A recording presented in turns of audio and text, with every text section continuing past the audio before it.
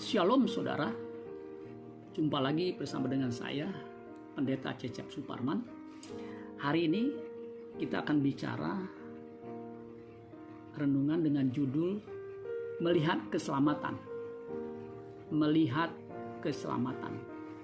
Lukas pasal 3 ayat 6. Lukas pasal 3 ayat 6. Dikatakan begini, satu ayat ini kita renungkan. Lukas 3 ayat 6 dikatakan, dan semua orang akan melihat keselamatan yang dari Tuhan. Saya ulangi sekali lagi, dan semua orang akan melihat keselamatan yang dari Tuhan. Ayat yang kita baca itu merupakan penggalan dari kitab Yesaya pasal 40 ayat 3 sampai 5. Nah, penulis kitab Lukas atau Injil Lukas ini adalah Dr. Lukas. Itu secara sengaja menempatkan penggalan Yesaya 40 ayat 3 sampai 5 itu ya, setelah Dr. Lukas menceritakan tentang Yohanes Pembaptis. Ya, Yohanes Pembaptis itu memberitakan tentang berita pertobatan atau baptisan pertobatan. Dan dia menempatkan kalimat yang barusan kita baca, semua orang penggalannya ya, dan semua orang akan melihat keselamatan yang daripada Tuhan. Jadi apa yang dilakukan Yohanes Pembaptis yaitu menyerukan baptisan pertobatan, berita tentang pertobatan dan pengampunan dosa. Kemudian dia katakan semua orang akan melihat keselamatan. Semua orang akan melihat keselamatan. Tetapi tidak semua orang akan mengalami keselamatan. Ya, kecuali orang itu merespon. Nah, ini mesti dipahami. Jangan sampai salah tentang keselamatan. Memang keselamatan itu anugerah yang Tuhan berikan ya, kepada kita yang percaya Tuhan Yesus. Tetapi kita juga orang percaya harus merespon.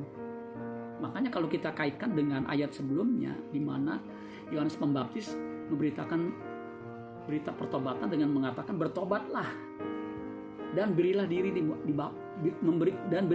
dibaptis. Berilah dirimu dibaptis. Berarti kan itu respon. Bertobatlah itu kan respon.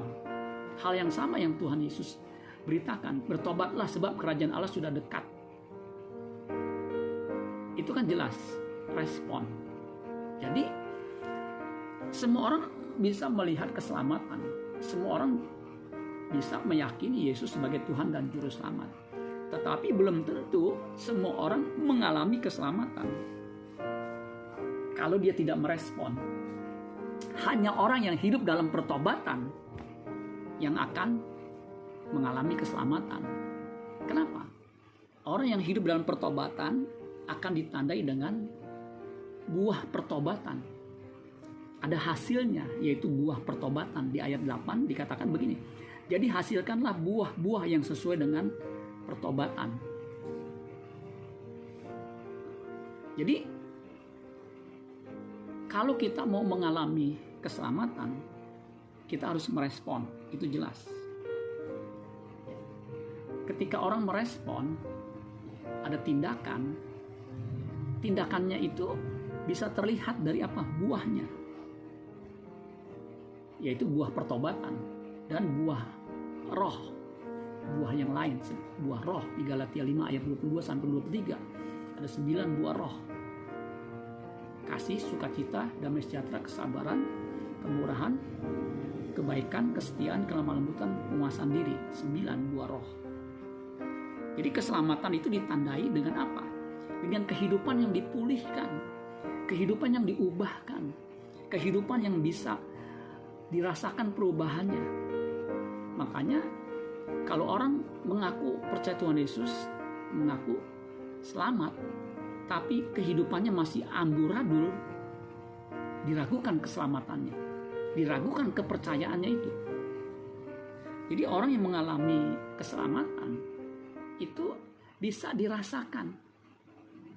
Sebagaimana ketika orang bertobat, bisa terlihat dari buah pertobatannya, bisa dirasakan kehadirannya. Pasti orang yang mengalami pertobatan kehadirannya akan membawa keteduhan, tidak akan melukai orang lain, perilakunya tidak akan jahat. Itu jelas. Jadi indikasi orang yang mengalami keselamatan itu ditandai dengan buah pertobatan. Dengan kalimat lain, gejala tahu ya. Kalau orang sakit kan itu ada gejala-gejalanya. Misalnya sekarang ini kan ada pandemi COVID-19. Nah, orang yang positif kena COVID-19, kena virus COVID-19, itu punya gejala. Memang ada yang disebut dengan OTG, orang tanpa gejala, padahal dia positif 19. Tetapi pada umumnya, ketika orang terpapar virus COVID-19, dia punya gejala. Panas yang tinggi di atas 37,5. Kemudian batuk, kemudian dada terasa panas dan lain sebagainya. Nah, sama orang yang akan mengalami keselamatan, orang yang mengalami keselamatan dan dia masuk surga itu punya gejala-gejala yang bisa terlihat, yang bisa dirasakan. Itu jelas, saudara. Sejelas begini, kalau orang ya, dia sekolah studi, dia belajar sungguh-sungguh, setiap pelajaran dia ulang, kemudian dia pelajari lagi, sehingga ketika ujian dia nggak khawatir lagi. Saya orang yang suka belajar, saudara. Jadi ketika ujian itu tidak menakutkan lagi bagi saya. Ya. Kenapa? Karena saya sudah mempersiapkan diri sedemikian rupa sehingga ketika hari H ujian itu saya sudah siap. Nah, sesungguhnya hidup di bumi ini ada persiapan untuk memasuki kehidupan yang akan datang, yaitu surga. Dan kita harus menunjukkan gejala-gejala, tanda-tanda bahwa kita ini orang yang sudah diselamatkan. Jadi bukan hanya melihat keselamatan, tetapi mengalami keselamatan ketika hidup di bumi ini. Ada contoh, ini kan Lukas pasal 3 yang kita bahas. Lukas 3 ayat 6. Nah, di Lukas pasal 2, pasal sebelumnya, itu ada contoh seorang yang bernama Simeon. Nah, Simeon ini bukan hanya melihat keselamatan, tetapi dia mengalami keselamatan. Lukas pasal 2 ayat 25 sampai 31. Lukas 2 ayat 25 sampai 31. Nah, saya akan bacakan. Adalah di Yerusalem seorang bernama Simeon. Ya. Simeon artinya itu mendengar, ya, Syama. Simeon. Ia seorang yang benar dan saleh.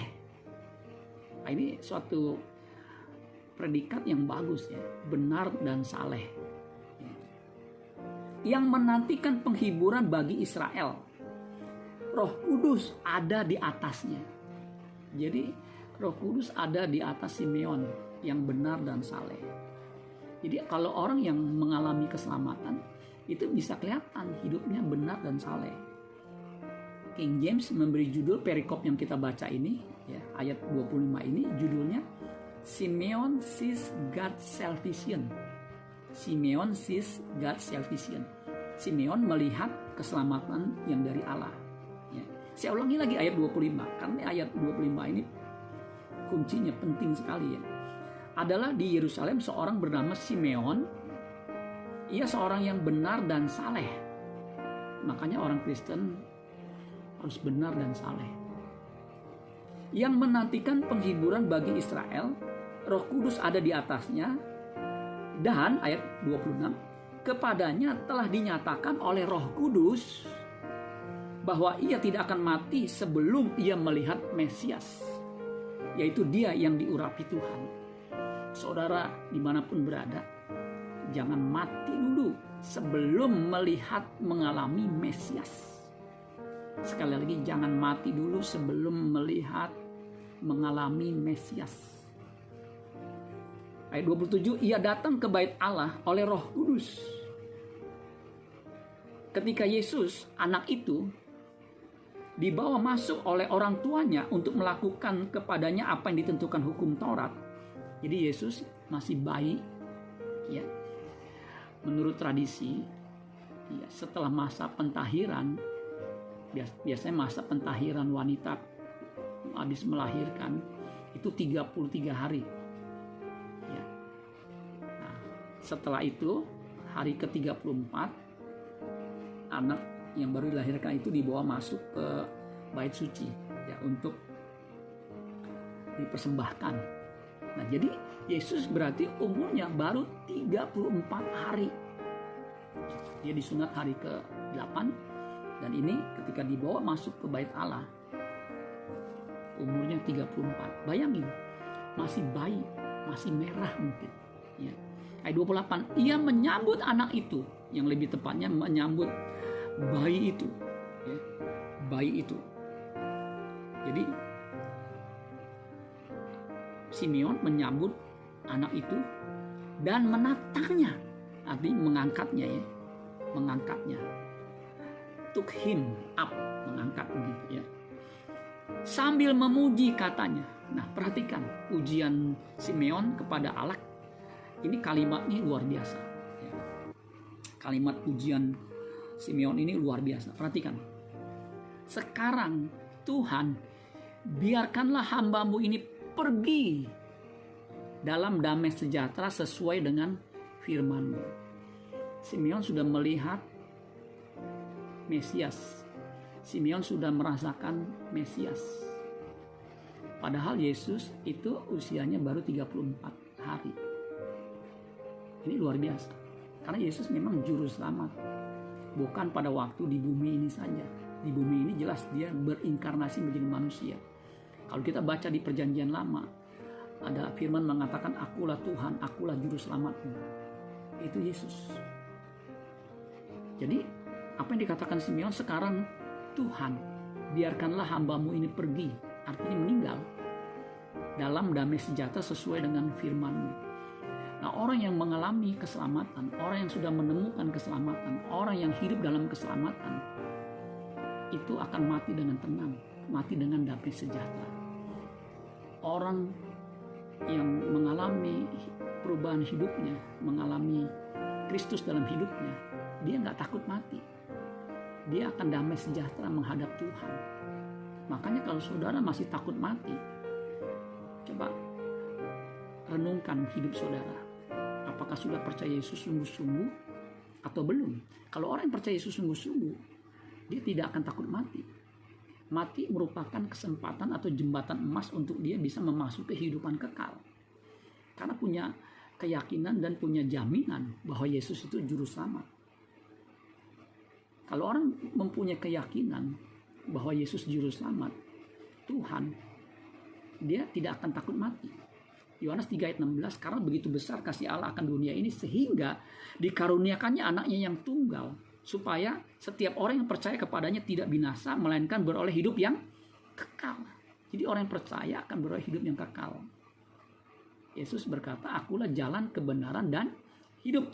Tidak ada seorang pun sampai kepada Bapa kalau tidak melalui aku. Itu jaminan. Jadi kalau kita percaya Tuhan Yesus, kita akan bisa sampai kepada Bapa. Di ayat sebelumnya, ayat 1, Yohanes 14 ayat 1, janganlah gelisah hatimu, percayalah kepada Allah, percayalah juga kepadaku. Jadi kalau orang percaya kepada Allah, Elohim Yahweh, dia juga percaya kepada Yesus. Orang yang percaya kepada Yesus, dia percaya juga kepada Allah Bapa. Karena Yesus berkata, aku dan Bapa itu satu. Bapa itu dalam aku. Itu Allah Tritunggal. Nah, saudara, jadi jelas, jangan gelisah hatimu, percayalah kepada Allah, percayalah kepada aku. Orang yang percaya kepada Tuhan Yesus mempunyai damai sejahtera. Tidak ada kegelisahan dalam hidupnya. Di rumah Bapakku ayat 2 dikatakan, banyak tempat tinggal. Jika tidak demikian, tentu aku mengatakannya kepadamu. Aku pergi ke situ untuk menyediakan tempat bagimu. Dan apabila aku sudah pergi ke situ dan telah menyediakan tempat bagimu, aku, Yesus bilang, akan datang kembali dan membawa kamu ke tempatku, supaya di mana aku berada, kamu pun berada. Itu jaminan. Nah, pemahaman seperti ini, ya walaupun pada saat itu belum ada kitab seperti yang saya uraikan tadi, Simeon sudah memahaminya sehingga dia tidak takut mati lagi. Bahkan biarkanlah hambamu ini pergi dalam damai sejahtera, karena dia sudah meyakini dan mengalami Kristus Sang Mesias itu, keselamatan itu. Yesus satu-satunya keselamatan. Kisah Para Rasul 4 ayat 12 dikatakan, dan keselamatan tidak ada di dalam siapapun juga, sebab di bawah kolong langit ini tidak ada nama lain yang diberikan kepada manusia yang olehnya kita dapat diselamatkan. Saudara, selama kita hidup di bumi ini, saudara mendengar berita firman Tuhan seperti ini, saudara bertobat, saudara akan memiliki damai sejahtera. Karena orang yang menerima Tuhan Yesus bisa akan mengalami damai sejahtera. Salah satu buah roh itu damai sejahtera, kasih, sukacita, damai sejahtera. Kasih, sukacita, damai sejahtera akan dialaminya. Nah, ayat 3 dikatakan begini, sebab mataku telah melihat keselamatan yang daripadamu. Jadi Simeon bukan hanya melihat, mengalami yang telah engkau sediakan di hadapan segala bangsa, yaitu terang yang menjadi kenyataan, terang yang menjadi penyataan bagi bangsa-bangsa lain dan menjadi kemuliaan bagi umatmu Israel. Nah, saudara-saudara sekalian, Simeon ini mengalami keselamatan. Dia bukan hanya melihat keselamatan, tetapi mengalami keselamatan. Istri George Bush, namanya Barbara Bush. Ini istri Presiden George W. Bush. Sebelum meninggal, saudara, Barbara Bush ini ngomong sama putranya. Ini kalimatnya bagus. Dia berkata begini, aku percaya kepada Tuhan Yesus, dialah juru selamatku, maka aku tidak takut mati. Ya. Di detik-detik akhir hidupnya, dia tidak takut mati karena dia punya Tuhan Yesus sebagai juru selamat.